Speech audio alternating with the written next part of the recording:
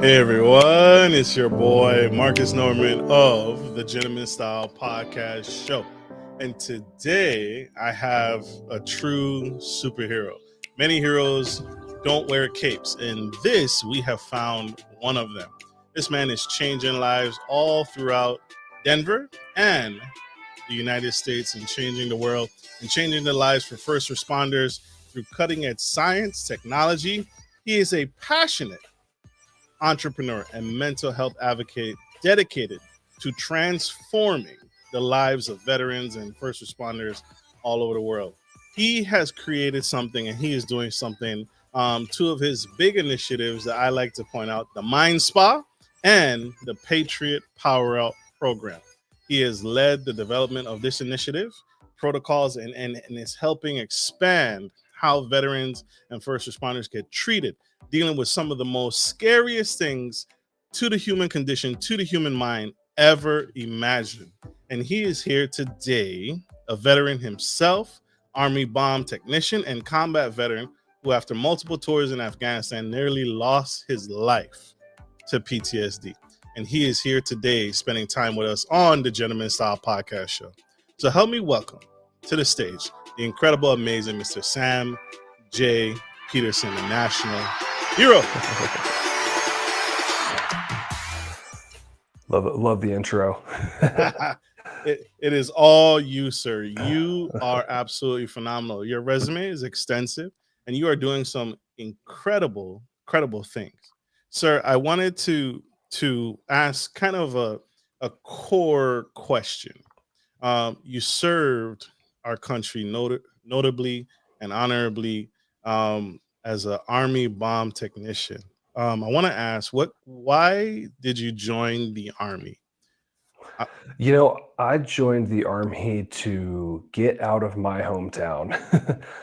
I grew up in kind of a broken home. My dad had a serious traumatic brain injury. My mom had significant childhood PTSD.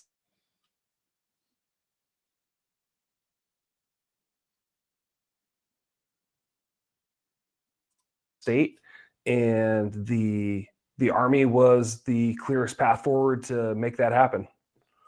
Absolutely. So the Army allowed you to get away from the. Did you grow up in Denver and now you're back home? No, so I grew up in a little town called 9 Mile Falls, Washington, right near the Idaho border on the east side of the state. Absolutely. And so you have an incredible mind. Why did you choose to be an Army bomb technician, and what is that? What is that intended and don't know? Yeah, so it's kind of a funny story. This was when I joined the Army. It was right when the Call of Duty games really kicked off in earnest. And I had it in my mind that I was going to get the hell out of Dodge and I was going to go be an airborne ranger. I was going to go kick in doors and shoot bad guys, just like Call of Duty. And yeah, I know the big eye roll for anyone who's been in the infantry. And I didn't know anything back then. So I went in there just doughy eyed, ready to give myself to the Army. And then I went ahead and took the ASVAB, the entrance exam, and scored pretty high on it. And my recruiter, Staff Sergeant Briggs, I'll remember this guy till the day I die. He looked at me and he's like, "Hey man, you might want to consider something else. These other jobs are more in line with people who score higher on this test. And why don't we just look over them? Some of them have signing bonuses." And I was like, "Hey, I'm 18 years old. I don't even know what money means. Let's go."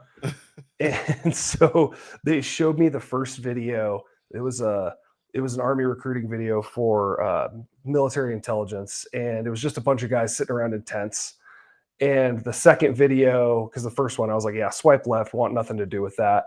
That looks lame. Second one, it was someone put some Hollywood spit shine on this video. At least it was in my memories. Starts off with an explosion. There's a robot that rolls up, guy in this big green bomb suit, and I'm like, "Yep, you can stop it right there. I'm going to do that." Oh, and it's got a $40,000 signing bonus. Sign me up. When do I pick up my check? And they're like, oh, just get to MEPS. It's fine. Little did I know that I had just signed up for the most difficult academic course in the entire Department of Defense with an 85% dropout rate. Mm. Really? That's high. That's incredible. But you made it through. Why is it so rigorous? Is it there's math? Is it with science? Is it all of the above? Why is the dropout rate so high, and why is it so rigorous? So the failure rate in EOD is so rigorous, and it's kind of in our motto, is initial success or total failure. You either get it right the first time or very, very, very, very, very quickly, what's in front of you is no longer your problem and you're a casualty. So they design what's NAV school EOD. It's a Navy school that all of the services come to, and they design it to be rigorous and to test you mentally, because when you're downrange and you're dealing with unexploded ordnance or an improvised explosive device, you have to be, one, incredibly sure of yourself and confident in your abilities, and two, quick on your feet so you can make snap decisions, because almost every single time someone's life is on the line or an immense dollar value of property is on the line. So they make it hard for a reason, and they select very much for cultural fit. Absolutely. Mental toughness comes to mind. What does that mean? What does that mean to you, having mental toughness? I think that if we break down that term, mental toughness, being tough to me means you are doing something that you don't want to do, and doing it for a long enough period of time to get the result that you want. And mental, it's all in your head. It's a mind game. It's a mindset. It's Alex Hormozy says this all the time. It's not who wins in business. It's who stays alive. They stay alive long enough to get lucky. And that's kind of been the story. And you have to have that resilience, because like EOD school is incredibly difficult. It's over 50 tests. And if you fail a test, you get a retest. If you fail that one, you get dropped out of your class and you go to a technical review board. So you sit down with a senior enlisted leader who's been an EOD tech for 15 plus years, and he evaluates whether or not you get back in. If you go back then you roll back in, take the coursework for that section again, and if you fail that time, they send you to an academic review board and almost always kick you out. Mm. And then you How get did you needs of the military. And what happens? You're just undesignated. You have to find a new job in the military, or you're just out the military altogether. Even worse, the military picks a job for you. Eek. Yeah, is the right term, man. They don't care. If they need cooks, you're going to be a cook. If they need infantrymen, you're going to be an infantryman. If they need signal intelligence, that's where you're going. And so you can very, very quickly, have a bad day, and that bad day can stretch for a couple of years until your contract's over. Absolutely. How did you make it through? How did you, with a high failure rate that high, what got you through? Mostly fear and loathing. Mm. I knew I didn't want to end up in the rest of the Army, so I just stuck my nose to the grindstone and studied really hard, because each one of these sections, you get schooled on all of the different types of ordnance across every single country.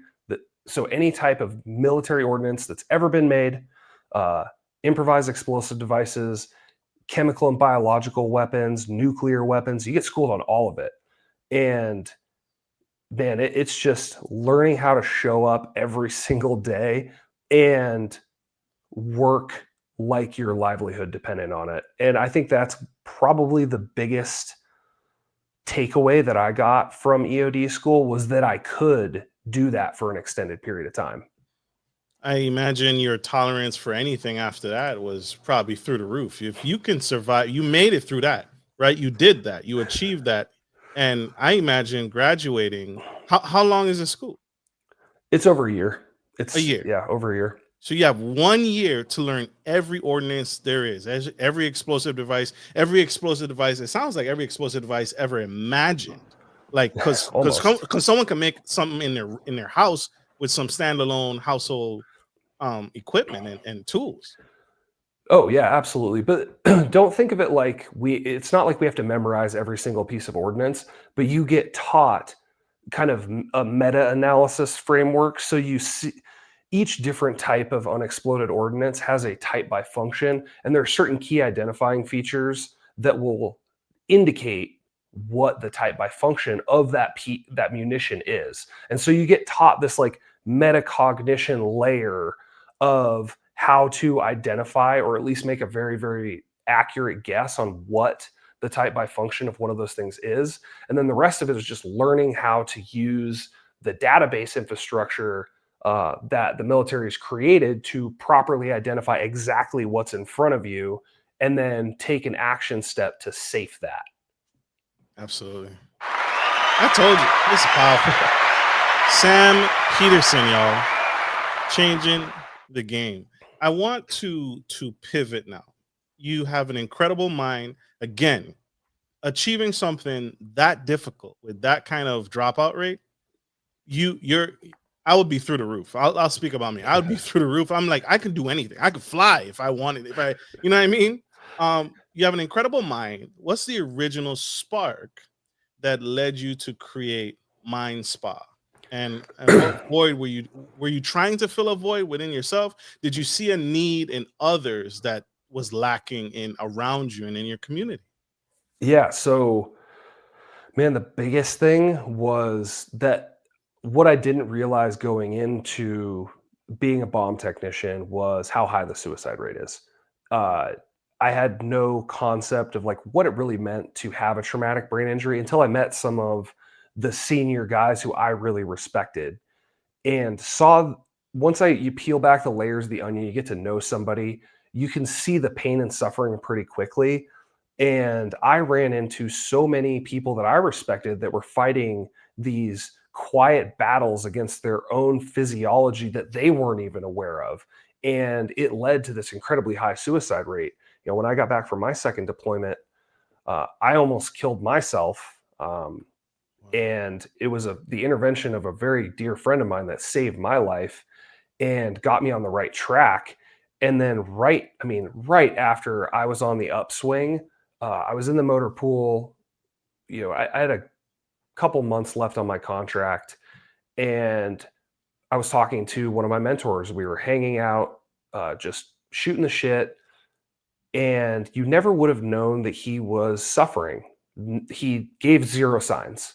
He was talking about the future, happy go lucky, joking around. There was not a somber bone in his body that day. And that was the last time anybody ever saw Neil. He walked out into his backyard 2 days later and blew his head off with his 3-year-old in the house.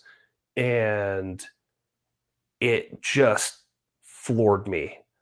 I didn't think that anybody else was suffering with this. And the more that I dug into traumatic brain injuries and PTSD, the more I was like, wow, the way that we're doing this, you know, go back to that meta layer, the way that we're attacking this problem is kind of stupid.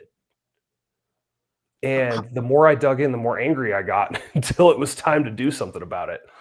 How are we attacking veterans with PTSD and trauma and traumatic brain injuries? What's the wrong way that we've been doing it, and what's the way your Mind Spa does it now? Can Yeah. you walk us through Yeah. that, please? Yeah, I'll definitely walk you through it. So, the way that traditional treatments work is we are using talk therapy and medication management to try and heal and rewire the brain. The problem is, none of the medication tools that we have address the underlying root cause of treatment resistant depression, anxiety, and PTSD, as well as traumatic brain injuries. None of them do that because the underlying root cause of why these individuals are staying treatment resistant is neuroinflammation, is inflammation in the brain. And nothing that is in the mainstream right now. There is no pill you can take that's going to downregulate inflammation in your brain enough that your brain can heal. So we've been attacking this with some archaic tools that don't get under the surface layer of the problem. Absolutely. And we're going to get into that. This is huge. What you're doing is powerful. And mental health in the military, you're right. You're right. Our men and women are suffering, and it's not due to anything, not their own fault. They join to either get away from their problems, or and it could also be a combination of the two. Get away from their problems, and they want to be a patriot. They want to serve their country. They want to enlist. They want to be. They want to answer a bigger calling than themselves, because that's what EOD is. You learning about ordnance and all the different types and the theoretical approaches. That's not self-serving. That's for someone else, right? We benefit from you and the millions of veterans risking their lives. We benefit from your sacrifice, and so it's not about you. It's about the future, and that's huge, and that's significant. And I'm so glad that you're here with us. I'm so glad Thanks, that man. your friend, was like, did an intervention. I don't know what they did, but I'm so glad that they spoke out and said, we need you here, man. Yeah, I mean, this was part of the reason I got into psychedelic medicine, was because it was MDMA that saved my life that night. It was, took my buddy invited me over right after I had my gun in my mouth, and he's like, takes a little baggie, pours some out on the table, and he's like, "Hey man, you're fucked up. Take what's on that table, sit down on that couch, and tell them what's bothering you." And I changed my life 100%. And it didn't really hit how important that moment was until after Neil took his own life. And then it became a very serious, holy shit moment, because if he had had that experience, I do believe that he'd be alive today. And that has become the rallying cry and the dedication behind these programs. Is one, I believe and I have proof that we can do it better in a much shorter period of time than the traditional treatment protocols. And I'm going to pound on every single door, and I'm going to make as much noise as I can until more effective treatments and therapies are available to every single veteran and every single first responder. Because that's another group that we haven't even touched on yet. Man, you want to talk about trauma? The first responder community has it in spades, and even more, I believe, than the veteran community. Because here's the thing. Any combat vet, hell yeah, man. And here's why. Any combat vet that you talk to had to get on a plane and fly across the world to get to where their trauma happened. For me, it was a damn near 24-hour excursion to the Middle East so I could go into the desert, play in the sandbox, and deal with bombs. A first responder doesn't need to get on a plane. In fact, all they have to do is walk out their front door, and they could see an eviscerated child who looks just like theirs. And they do that every single day for very little pay, and they're constantly seeing these awful things. They are dealing with the very, very worst day of people's lives every single day. And there's not enough programmatic focus on the people who are saving our lives every day at home. So I see your point. That makes sense. Whereas you can leave eventually, hopefully, you can leave the traumatic event and hopefully leave that traumatic event there. First responders have to sit in it. I mean, yes, it's going to mentally follow you. Everybody, right? Trauma comes with you no matter where you're at. Right. But like, I can leave the space. Yeah, I can leave the space. A first responder, like, man, a cop could pull somebody over in the next neighborhood over from theirs and get gunned down. That happens all the time. And he has to drive past that every single day. He can't move. He can't leave. He can't remove the object. He can't remove himself in a lot of cases. So that makes huge sense. Wow. So this is a passion, especially again, you have firsthand knowledge, firsthand experience on both sides, where wanting to take your own life, wanting to do. Why did you want to take your own life? Can I ask that question? I Oh mean, man. it seems like you were on an up. You were on an up charge. You Oh just man. passed the OD school. Like Oh, you were doing well. I mean, this was 2 years after. Well, sorry, no, it was. I graduated in 2011. This was late 2014. So I had just gotten hurt on my second trip to Afghanistan. Um, I developed a pretty gnarly panic disorder where I would just snap into a panic attack that would last like 2 to 3, sometimes 4 hours. And I had just gone through a really terrible breakup. Kind of got dear Johned, Oh while I was no. over there, and it broke me.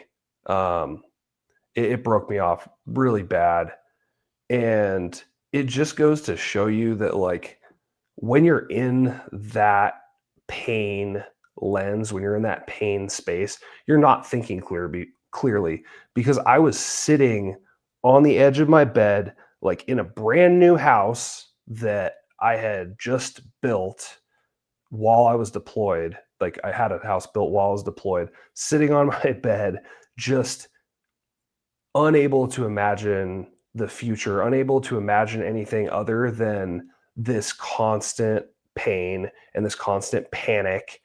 And that persisted for a long enough period of time that the 45 starts looking real tasty. And I understand, because when you're in that space, if you're in pain long enough, hitting the off switch seems like a very logical answer.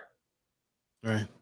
Right. It's quiet. It's silent. It's have you there's a incredible movie about a bomb army bomb technician, Oh and yeah, he The Hurt goes through. Locker. Yes, Yeah, incredible, powerful movie. It's played by the gentleman who also did the Jason Bourne series. Incredible actor. yeah, Hawk, Jeremy Renner. yep, incredible guy. He at the end of it, I don't want to spoil it, but spoiler alerts, right? He after everything is said and done, he goes back.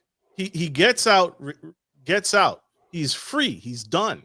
He survived it. He's done, and he re-enlists and goes back, and it ends right there where he's right back at it. Yeah, has his full suit, and he's about to go to work. Did you ever have that moment where you're like, this is too quiet for me. This is not enough, not what I'm used to. You know what? It's kind of funny because everyone thinks it's more quiet, but it's not. Civilian life is actually a lot louder.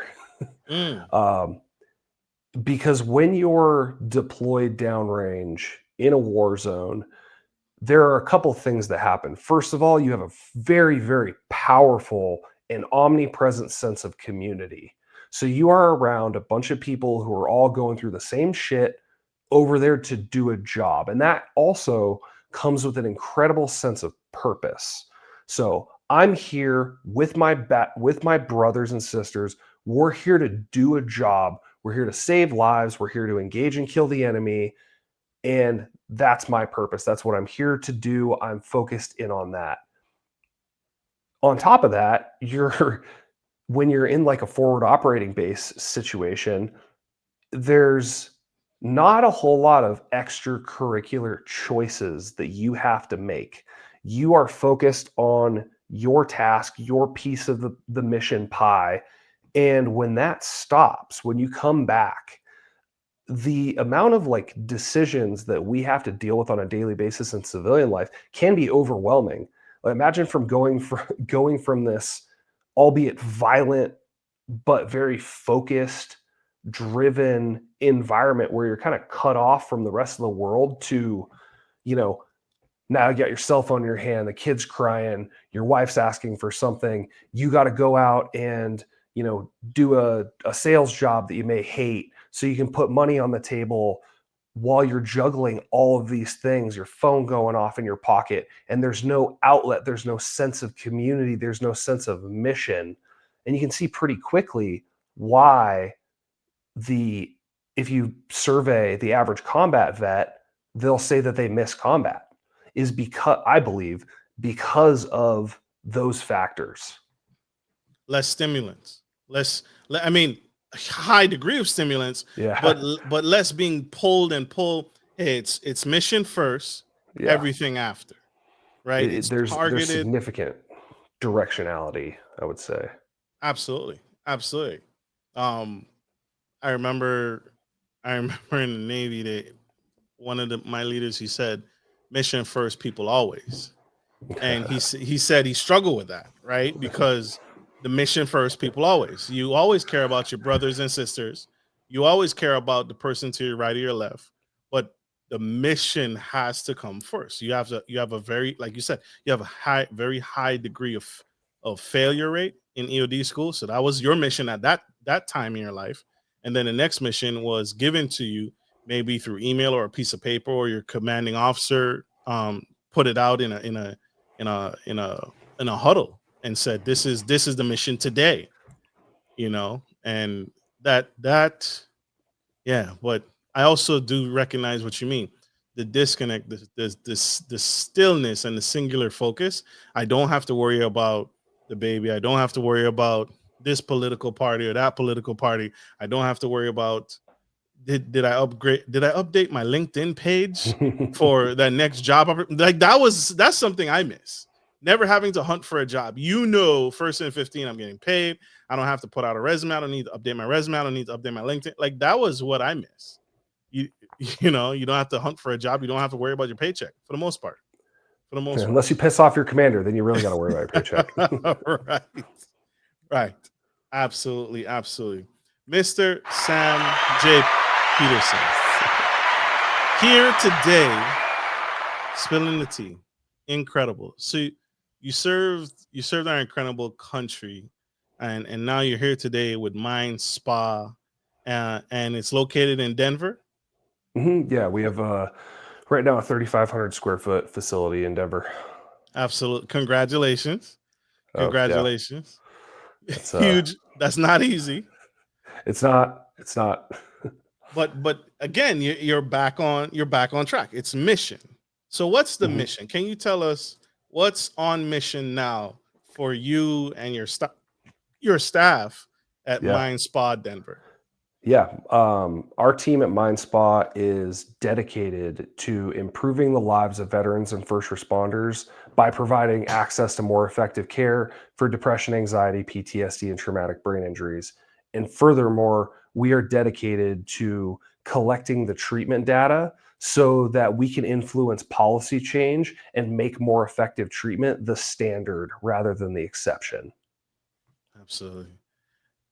I have, and this website, y'all, the website is mindspadenver.com for our audio listeners. And you use various methods, but what problems are you treating with first responders and veterans and individuals? What is it? What anxiety, stress? I see anxiety disorders on here. What else are you treating? Yeah, so our big four are depression, anxiety, PTSD, and traumatic brain injuries. That's our focus. We treat things like personality disorders, but that's a very small amount of what we do. Most of the time, we're focused on trauma. Trauma. And like you said, first responders can experience that. So experience a lot of that in any given week, any given day, any given, hour, depending on the nature of that first response. But, EMT, right? You're always on alert for that call. You're always on alert for that phone ringing, and it's never convenient. It's never when you expect it. But I want to speak to some modalities here that I see on your website. One of them, can you teach us a little bit about ketamine therapy? Yeah. So ketamine gets a bad rap because it has a history of being used as a street drug. However, it is also one of the most powerful drugs that we have at our disposal for treating mental health disorders. It has been described by the World Health Organization as one of the most important drug inventions in the 21st century. And here's why. Ketamine is incredibly powerful because it does a couple of things. The first thing is it downregulates inflammation in the brain.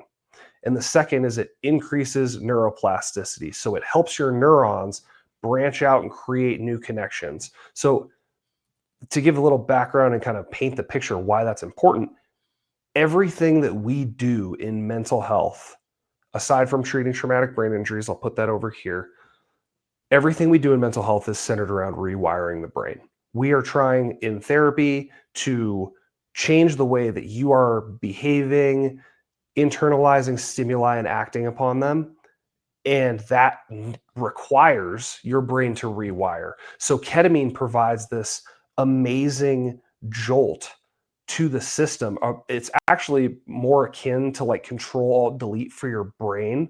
So ketamine provides this biological reset, taking that inflammation down, increasing neuroplasticity, and that gives us a really solid window to make effective change behaviorally. As you say that, I think of the movie. Well, I don't know why I'm on this movie binge right now, but I think of the movie where they take the lady takes the pill and it releases Limitless. Oh, Limitless, yeah. It sounds like Limitless to me. Super super powerful. So that's one method that you treat with ketamine in a controlled way. It's an injection. Oh, yeah. Is it a pill? What is it? Yeah, so we use IV therapy, and we're bringing on the nasal ketamine Spravato as well. We prefer IV because it's a 60-minute infusion, and if the patient gets super nauseous or they just don't like the experience, we've got breaks, so we can just go, okay, cool. We're just going to turn off the machine. You're going to be kind of back into full consciousness within about 10 to 15 minutes. Just hold on, you're good. And the nice thing is also that the nurse is in the room with each one of our patients every single time. So she's there to, not only monitor, but just to provide that safe space and that grounding energy so that person knows that they're in good hands and nothing bad's going to happen. Absolutely. So they're safe. They're letting them know. So what are they put to sleep when they're being IV dripped, or they're awake? They're just not. They're awake. So we're using what's called an analgesic dose versus an anesthetic dose. Think like anesthetic dose up here, you're going to sleep, night, because ketamine is also used it's a dissociative anesthetic. It's used in surgery every day. So anesthetic dose up here. Below that, we have an analgesic dose. That's where we're at, where you're in an altered state of consciousness. If you close your eyes, you have very vivid scenes can play out on the inside of your eyelids. And that's where we like to play anywhere from, this is getting a little in the weeds, but like 0.5 milligrams per kilogram body weight to 1.5 milligrams per kilogram body weight. Super dope. Who's a good candidate for ketamine? Good candidates for ketamine are people who have struggled with trauma, who have failed a couple antidepressant medications, or who don't want to engage with antidepressants or benzodiazepines to manage anxiety or depression. Ketamine's an incredibly powerful tool. People also need to realize that it's not a panacea. This and anything I'm going to talk about, on this episode is not a panacea. This isn't a one-stop shop. Anytime you're interacting with any of these therapies, you got to do the psychological work too. Therapy is a big part of this. Absolutely. So it's not it's a silver bullet. It doesn't fix it with just by itself. I mean, it helps. It helps. It's one of my mentors used to say, there's no such thing as silver bullets, just a shitload of lead ones. Absolutely. I'm really excited about this one. When I saw this on your website, I looked it up, and I probably shouldn't have did this. I went on LinkedIn, and there was some positives about TMS, but there was a lot of negatives about, Really? and it was on, I don't know if it's the algorithm, right? Maybe my algorithm skewed to where it's only showing me the negative, but yeah, what I saw was a lot of psychiatrists they didn't believe in its modality. They didn't believe in TMS. It doesn't work, but I'm excited about TMS because of and then I saw a company called Brainwaves that offers Brainsway. So I was really excited about this. Tell us about TMS a little bit. Can you give us that 3,000-foot view? Yeah, so transcranial magnetic stimulation is MRI technology. So we take an MRI coil and we place that coil on your head. And when we pass electricity through the coil, there's no electricity that's going through your head. Just want to be clear about that. That MRI coil creates a magnetic field.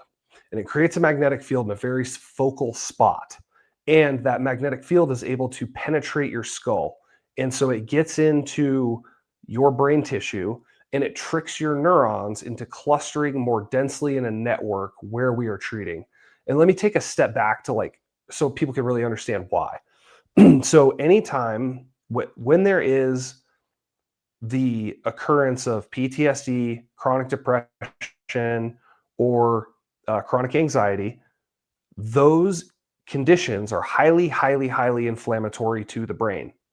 And that's a big problem because our prefrontal cortex, the area of our brain that's responsible for conscious thought, planning, and being able to have these higher cognitive functions, that part of our brain, the blood vessels in it are very, very small. They're so small that in certain places, a single red blood cell can pass through at a time. And it doesn't take a whole lot of inflammation before you're sucking a golf ball through a garden hose. So why does this matter? Because anytime you look at brain scans of people who have chronic depression, anxiety, or PTSD, what we see in the literature is an underactive prefrontal cortex and an overactive hindbrain. So like for PTSD, that's the amygdala. So your fight, flight, or freeze is constantly spooling up, and your prefrontal cortex, the adult in the room, doesn't have a loud enough megaphone to tell your amygdala to shut the hell up. So you get thrown into a panic attack or kicked into the depression hole. And what we're doing with TMS is we're telling your brain, hey, I want you to make more neurons more densely right here. And what that does functionally is it provides a dimmer switch against your symptoms. Like you don't have to get thrown into the depression hole or kicked into the panic episode.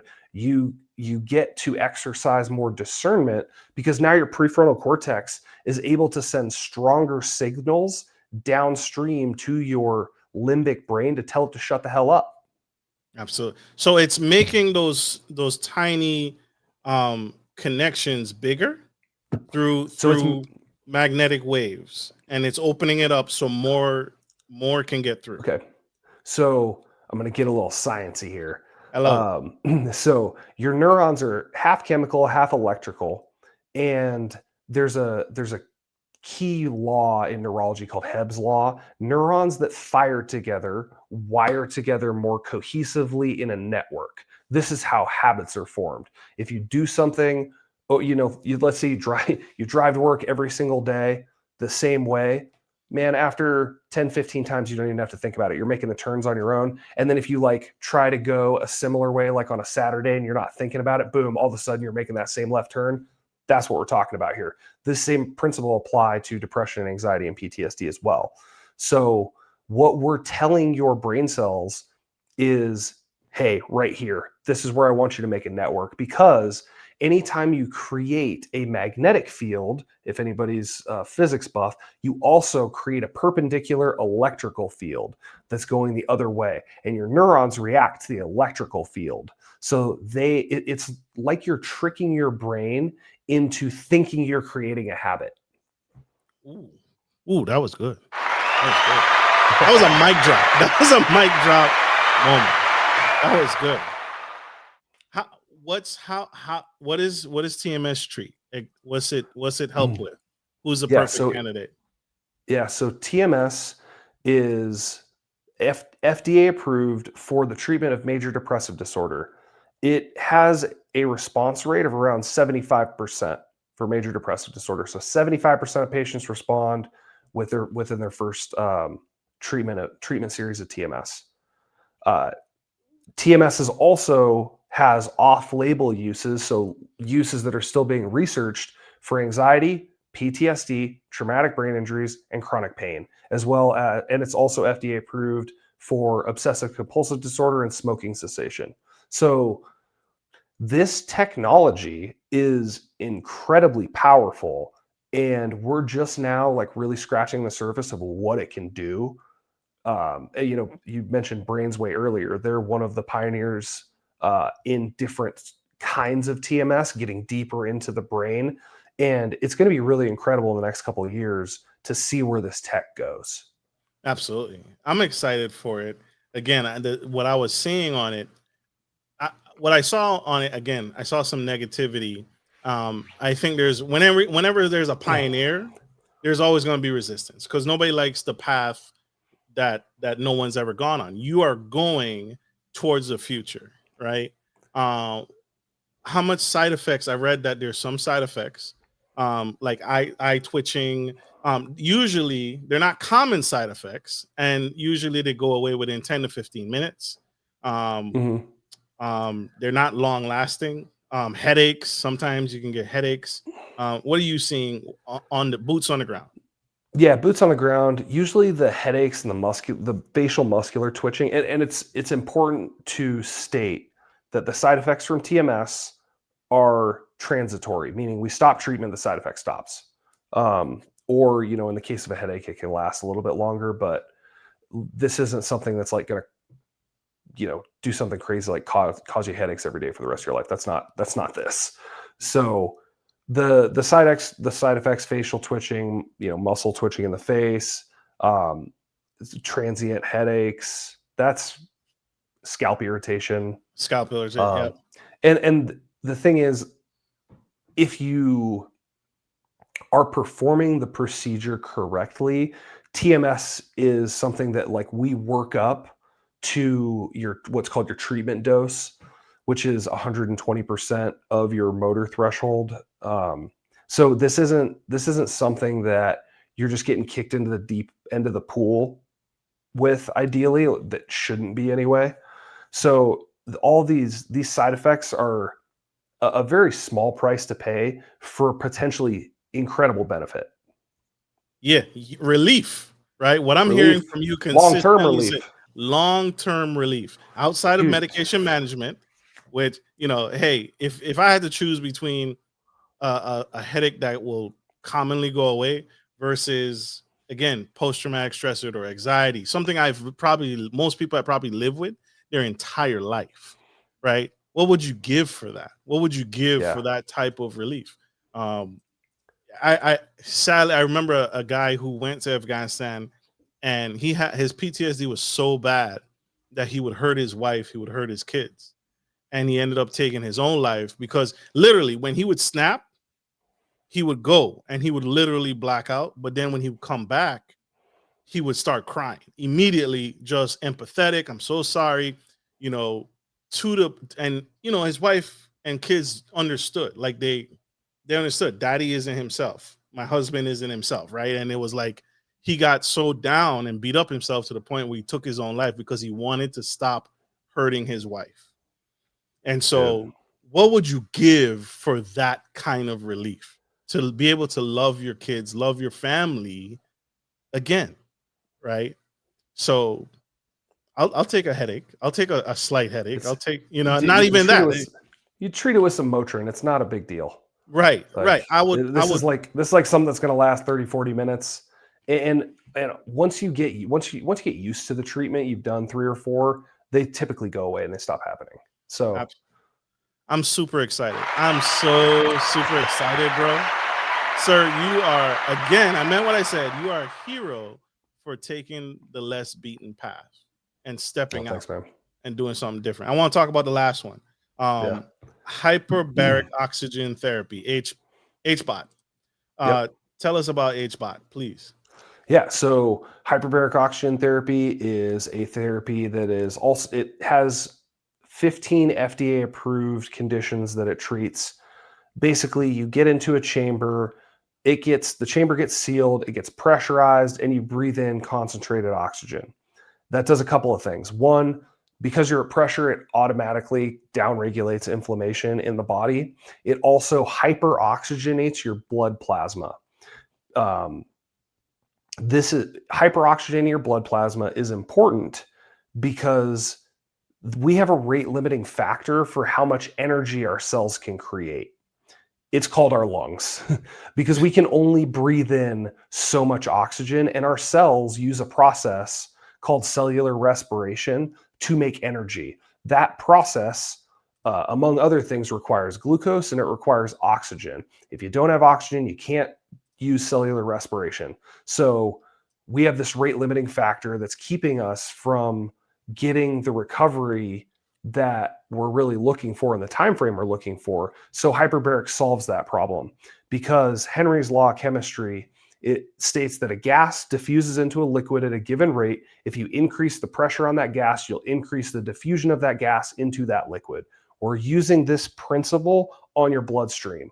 So hyperbaric can get your bloodstream at an oxygen level that is high enough to operate your entire body's system independent of your red blood cells, depending on what pressure you're at. So when we're talking about treating anxiety, depression, PTSD, and especially traumatic brain injuries, one of the things that we really have to do is we have to empower cellular healing. We have to empower your brain's immune system to start cleaning up all of the junk that's been floating around because of chronic inflammation and because of secondary energy creation. So, that's it in a nutshell. Yeah. And it's incredibly, incredibly powerful. We're seeing the studies out of Israel for the treatment of PTSD, and they're showing a 62% remission rate in some of these studies. Remission. That means like symptoms gone, stay gone. And After it's one treatment? no, that's after I want to say it was between 40 and 80.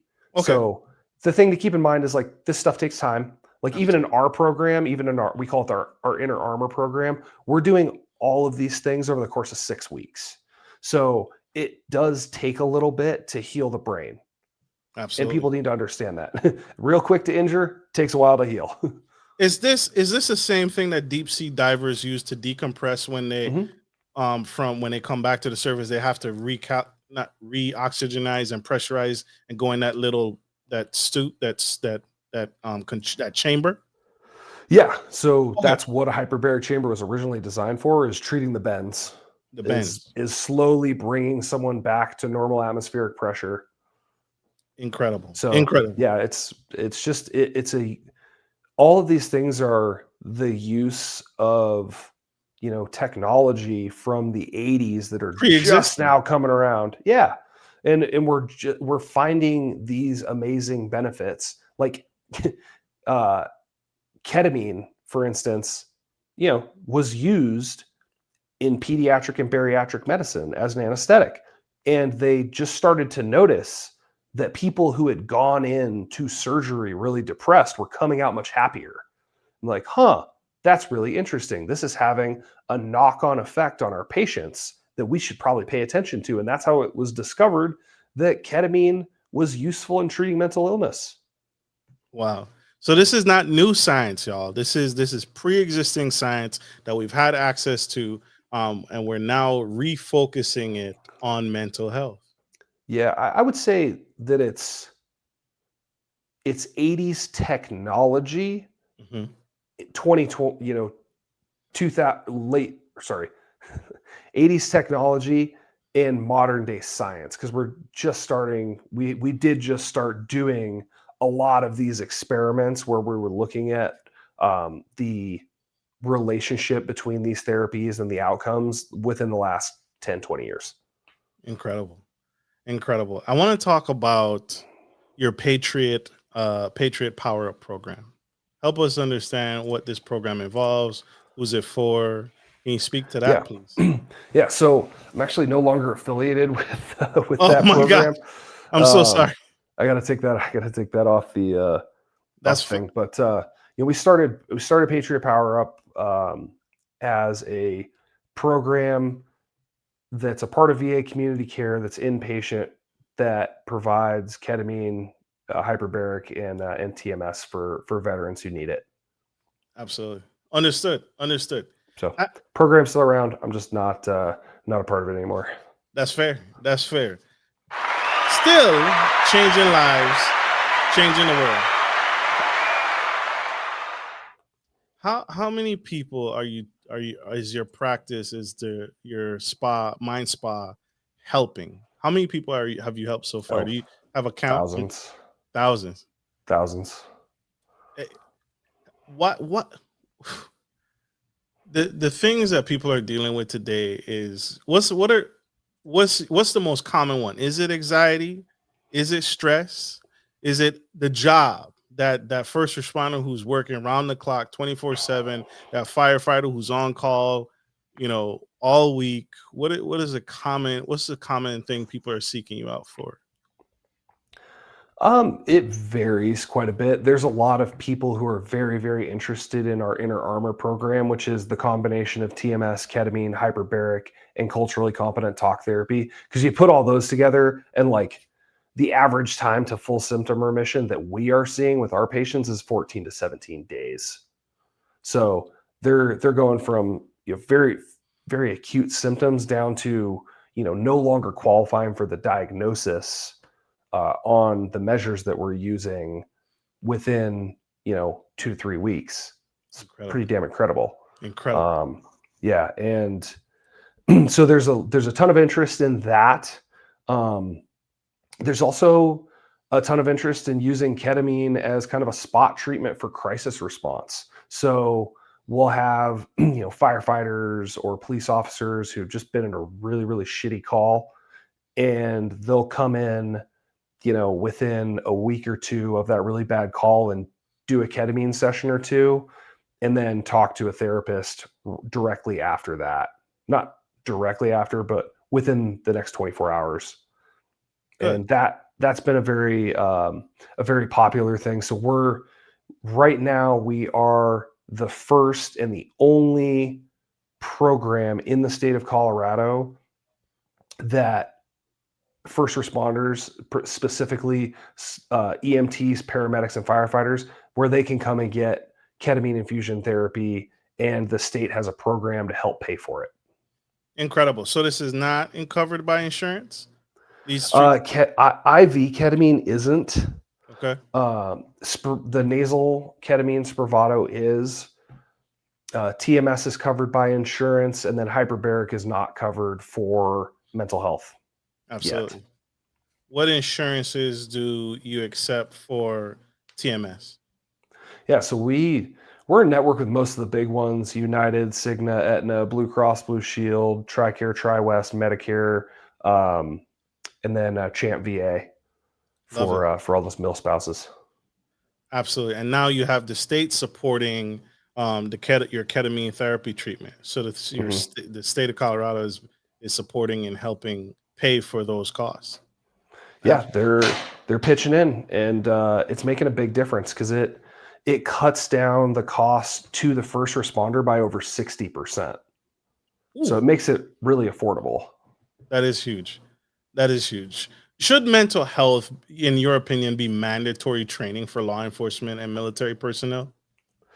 Oh, absolutely. I don't know about military personnel. There's a different mission set for military personnel, but for law enforcement, absolutely. It can be really, really scary for someone who's going through an episode for the cops to show up. And, 9 times out of 10, especially if that individual is not trained on how to de-escalate that situation, it could make it worse. We've seen a shift, and I dare to say the right shift here in Denver, where the city is fielding mental health crisis response units. So instead of calling the cops, if someone's in an acute mental health crisis, these non-officers show up to assist them. Because there's been a couple of times in this state's history where an individual will be like on a high dose of psychedelics, and they're out in public for some reason they shouldn't be, and they get approached by an officer, and it makes the whole situation spiral out of control, and there's been lives lost because of it. So I do think that there, if not mandatory training, a little bit of a separation between how we're handling these sorts of incidents might be warranted. Absolutely. If you could wave a magic wand, money was no issue, nothing, if you could change one thing in the mental health industry and make it go away or do more of, what would that Okay, one thing be? I got a magic wand and I only get one thing. Like, don't I get three wishes? Sorry, Come on, man. I'm just kidding. Yeah, what I would do right now, if I had a magic wand, I would erase the prior authorization process for TMS. So right now, a person has to fail between 2 to 4 antidepressant medications before they qualify for TMS under their insurance. It's a wonderful way that insurance companies practice medicine. You said 2 to 4 times after the treatment medication. 2 to 4. They have to fail between 2 to 4 meds, depending on the insurance company, in order for them to approve TMS. Just to give you an idea of how crazy that is, an antidepressant on its very best day, and the data I'm about to spit out is from the largest study on antidepressants ever been done. An antidepressant medication has, on its very best day, a 33% chance of doing anything but giving you side effects on the first trial. We fast forward 8 to 10 weeks, which is how long you have to be on it for it to start to work. And let's say it didn't. So we move on to trial number 2, another 8 to 10 weeks. And that second med, has a 26% chance, according to the study, of doing anything but giving you side effects. Fast forward another 8 to 10 weeks of suffering. That med didn't do anything. We get down to number 3.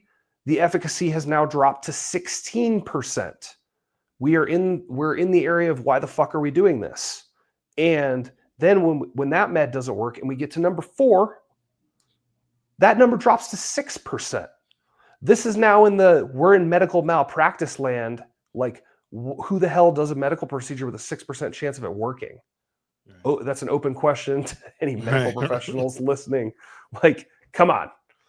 And people are being forced to go through this incredibly painful process that's sapping their productivity and sapping the joy out of their lives, when they could just say, cool, meets criteria for clinical depression. Boom, let's go use the most powerful tool in our arsenal that's FDA approved to get or to at least have a chance at getting a really great outcome, because none of the with minimal side effects. With minimal side effects, because none of these antidepressant medications, you'll notice I said response rate. None of these antidepressant medications have a remission rate. There's no magic pill that you can take and just make your depression go away. Not the ones that are coming out of those pill bottles anyway. So, there's a little bit of just madness to the way that this works right now. Why are we prioritizing suffering when we could be prioritizing progress and more effective treatment? Because that's happening right now, and it's asinine. Because insurance, medications need to make their money. Insurance needs to make their money. The pharmaceutical companies need to make their money first before we know this will work, right? So let's get our piece of the pie first. So you would get rid of pre-authorizations completely. I would get rid of prior authorizations if I only had one wave of the magic wand. If you give me 2 and 3, we can do some other cool stuff. What would be 2 and 3? So 2, I'm going to stay in the TMS realm here. My second wave of the magic wand, I would pass legislation that allowed for practices to bill more than one TMS code in a day. So here's why. Right now, a series of transcranial magnetic stimulation treatment is 6 weeks long. You can do 1 a day per the insurance company. You can do 1 a day for 6 weeks. It's 36 treatments. The reason that's done is so that people don't complete treatment. Just hands down. It's there's so a that high. Most people don't. The reason that they do that is so less people will complete treatment, because they have to come into the clinic every day. Here's why that's stupid. Oh, this is not once a week. No, this is once a day, 5 days a week, ideally for 6 weeks. So it's a half an hour. It's a 30-minute sit down in the chair. Treatment, it's you can get up and work afterwards. Hey, how would you rather spend? Would you rather spend 10 weeks taking a pill that might not work, or take 6 weeks and come into the office every day? But anyway, I digress.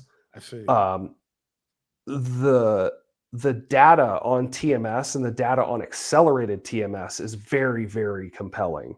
So there's been multiple studies on, the BrainsWave device, as well as the Magnus Medical Saint protocol. These are accelerated TMS protocols. So instead of doing 6 weeks, they cram an entire 36 sessions or more into a single week.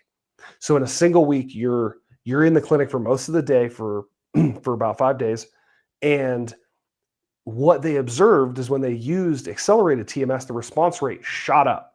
It was, for the last BrainsWave study, it was, I hope I'm not misquoting, this has been a second since I read it, but 90% response rate in a week.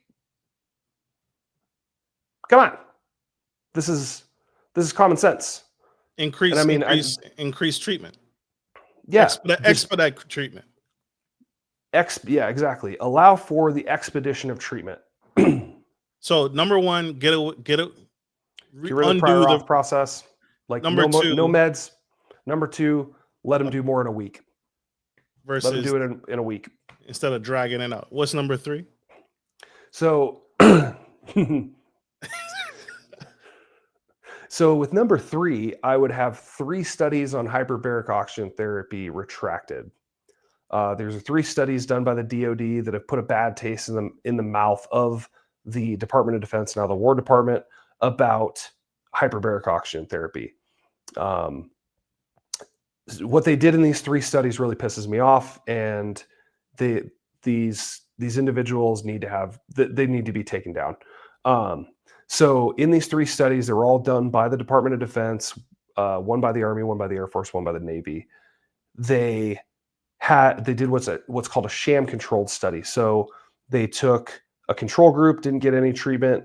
They had a group that got a sham treatment. So what they did is they put them in the hyperbaric chamber and they took them down to pressure and they breathed room air.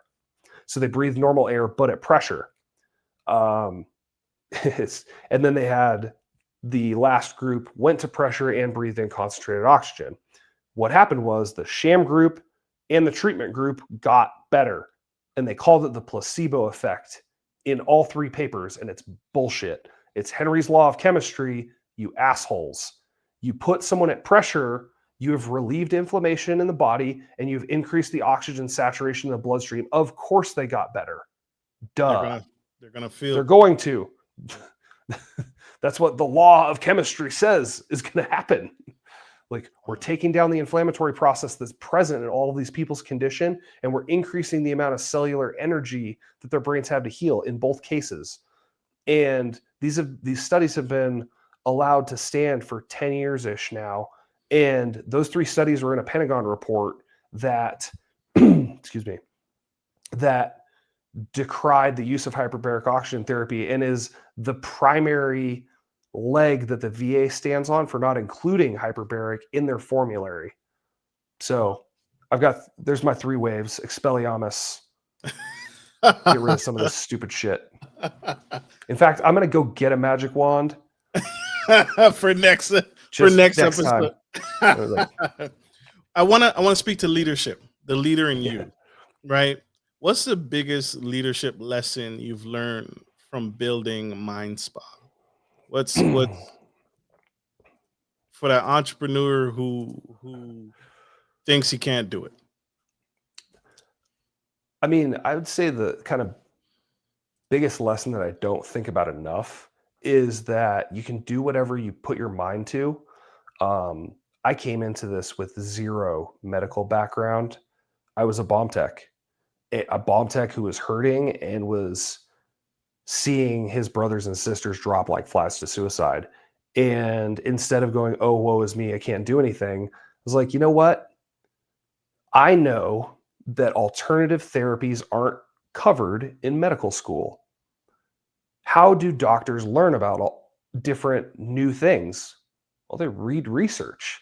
So I read a bunch of research and then wrote a paper on this. That's how I'm able to talk about this at a higher level, is because I read all this PubMed and condensed it down into like an 18-page research paper on one of the stem cell projects we were working on.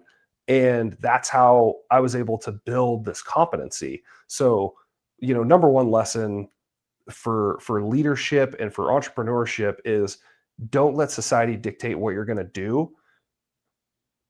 Go out and build the skill set yourself, and it will pay off in ways you can't even imagine. That's the first lesson. One, I kind of need to tap myself on the shoulder and try to remember. But there's a second one. And that second one is, I can either, this is just a big lesson. I think this kind of goes in general. I can either get the outcome that I want, or make sure everybody knows how I feel about something. I typically cannot do those two things at the same time. Mm-hmm. So perfect example, man. Like, I had one of my employees screw up big time, like costs us a lot of money. And that employee was a very key employee who was responsible for a ton of different operational pieces inside the business. And I knew that if I wanted to scream at this person. I wanted to just let it go, pull out the knife hand and just start stabbing. Right. And if I would have done that, then I would have gotten less performance out of that individual. The performance that they were providing would have dipped significantly and the business would have suffered. So in order to stay true to the mission, I had to take my feelings, put them in a little jar, and hold on to them for a minute and look at that individual in the face and say, okay, you screwed up. I am angry about this. I want you to know that I'm angry and frustrated because you didn't listen to me. But here is your remedial plan. Don't let this happen again. And I said it just like that. Mm-hmm. And it never happened again. And I got the result I wanted. And then I went home and beat on my punching bag a bunch and lifted a bunch of weights and did angry people stuff and sat in some 40-degree water. Turns out it's really, really hard to be pissed off and super cold at the same time. So the lesson in that is, sometimes what would you say? If you had to summarize it? Sometimes leadership is taking your own emotions out of the equations. Is leadership sometimes doing the right thing when no one is watching? What would you equate that lesson that you learned? Because that's a huge. I probably wouldn't have done that. I probably would have let him have it, and still expected top performance from him. But every leadership style is different. Especially depending on the gravity of the mess up, right? Yeah. If thousands of dollars, I can't recoup that, right? And you can't recoup that. So I probably would have let him have it. But what would you summarize that as?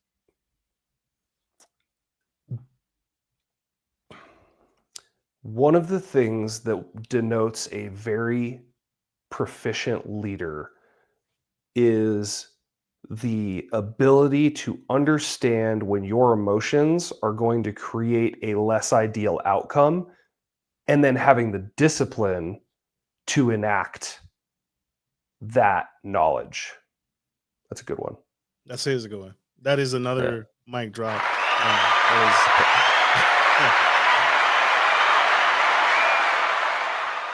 I'm gonna get you out of here on this last question. How do you protect your own mental health as a CEO, pioneer, doing incredible things, changing the world? How do you protect your own mental health while leading others through theirs? Most of the time I don't. If I'm being honest. That's fair. So much of this is just grinding for an unreasonable amount of time without any sometimes any evidence that there's going to be a light at the end of the tunnel. So my self-care, if you will, is just knowing when I need to take a knee and just sometimes looking at my task list and going, okay, like what's the signal to noise ratio here? what do I need to focus on in the next 10 minutes, the next couple hours to create the greatest impact. And then after that, like, I'm a big video game guy. I've been a gamer my whole life. One of my favorite things to do is Call of Duty. I'm not Call of Duty. I'm a Warhammer 40K nerd. Okay. I love Warhammer. Oh man, a whole nother podcast. I could talk about Warhammer for hours. It's how I go to sleep at night. I love 40K. Oh my god, so much. Yeah, I love grabbing a chainsaw and just doing violent things to NPCs. That's how I take out all my aggression, because there's a lot of it. And then the obvious stuff, man. I personally believe that the only way to sustain high levels of performance in the face of adversity is you got to take care of this. You got to take care of this body, this engine that is allowing you to maneuver in the world. So, gym and fitness is not an option. It's a mandate for me. I got to spend at least 30 minutes in my basement gym a day, or I'm not able to function to the level that I need to show up for, my co-founder, my employees, my family. It's just, you really have to put in the work, or the work's going to get done to you in different ways. That's real. Man, this is incredible. How can we, unfortunately, y'all, I have to let this incredible man go. We are out of time. But Mr. Peterson, sir, you are fantastic. You're amazing. You and what you're doing is profound, and I encourage you. I want to say this to you publicly, sir. Please don't quit. We need you. We need what you're doing. We need what you and your co-founder are doing to the world. It's necessary. You are necessary, sir. Oh, thanks, Marcus. I appreciate that, man. Stop. If quitting was an option, I would have done it already. I feel you. How can people connect with you? How can people learn more? How can people reach out? Yeah, best way to get in contact with us is mindspadenver.com. We're also on Instagram and Facebook at mindspadenver. And if you want to get in contact with me, best place to do it is LinkedIn, Sam J. Peterson, and my headshot pops right up. Absolutely. Connect. You all saw the website, y'all. And for our audio listeners, that www.mindspadenver.com. If you can't find it, connect with me and I will get you to this incredible man and what he's doing. All right, y'all. We got to let him go. There's many more lives to change, many more veterans and first responders to help, and a world to positively impact. So, like we end every show, take care of your friends, take care of your family, and always take care of business. But I'm going to add one more. Take care of yourself. Take care of yourself. You are necessary. All right. Later, y'all. Love you. Bye.